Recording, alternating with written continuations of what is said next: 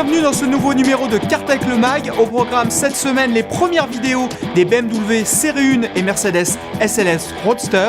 Et une fois n'est pas coutume, un essai 2 roues, celui du MP3 Urban.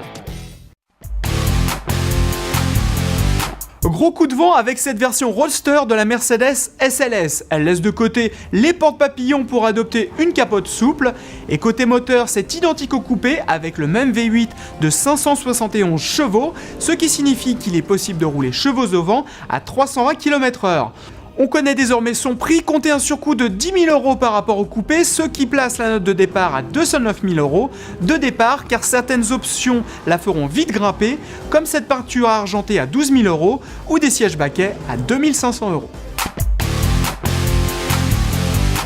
Voici la seconde génération de BMW Série 1. Elle conserve les mêmes proportions avec des évolutions de design à l'avant comme à l'arrière.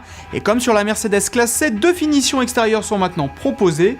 Urban avec quelques chromes et Sport, une variante plus sobre. Plus longue de 9 cm, elle offre plus de place aux passagers arrière et le coffre gagne 30 litres. Tous les moteurs essence adoptent un turbo et la technologie Twin Power. Pour les diesels, on retrouve les mêmes motorisations qu'auparavant, avec une version sous les 100 grammes de CO2. Enfin, cette nouvelle série 1 reste une propulsion, ce qui est unique sur le segment, et le châssis a été revu. Bref, elle a de quoi conserver tout son attrait, côté plaisir de conduite. Place maintenant à l'essai d'un 3 roues, le Piaggio MP3 Urban.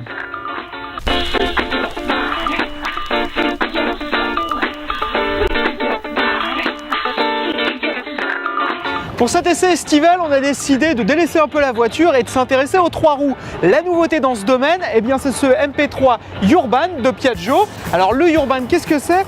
C'est une version du MP3 allégé, plus compacte et aussi à un prix plus abordable.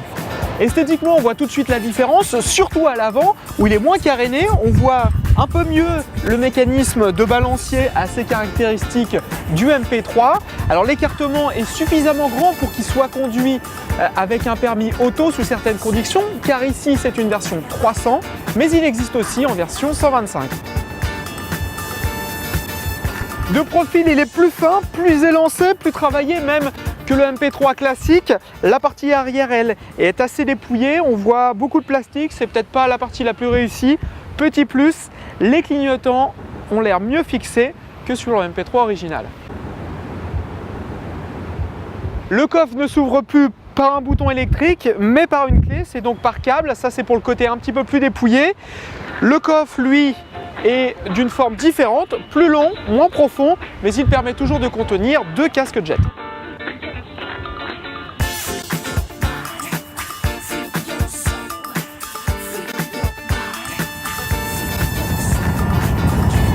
La selle est un peu plus basse et un peu plus étroite. Pour un gabarit comme le mien d'1m70, on est très bien assis, c'est confortable. Bon, il y a quelques vibrations, notamment l'arrêt où tout l'avant tremble, notamment les rétroviseurs, ce qui n'est pas vraiment très confortable. Il est plus léger de 15 kg, qui le porte à un peu plus de 210 kg. Il est assez maniable pour quelqu'un qui n'a pas vraiment l'habitude de rouler en 2 roues. Eh ben, c'est assez rassurant, on le prend très rapidement en main, ça c'est assez agréable. On le prend plus vite en main que l'équivalent 300 sur le MP3 classique. Piaggio revendique un scooter plus adapté à la ville, et bien c'est effectivement le cas. Il se faufile un peu partout sans trop de problèmes. Comme ici, entre les voitures, ça ne pose aucun souci. Piaggio le propose à 6 900 € pour cette version 300, soit 400 € de moins que le MP3 classique.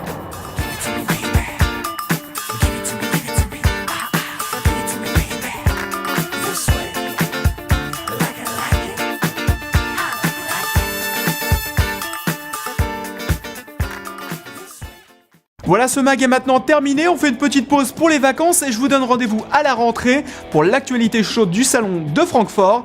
D'ici là, toutes les news, toutes les vidéos sur cartech.fr.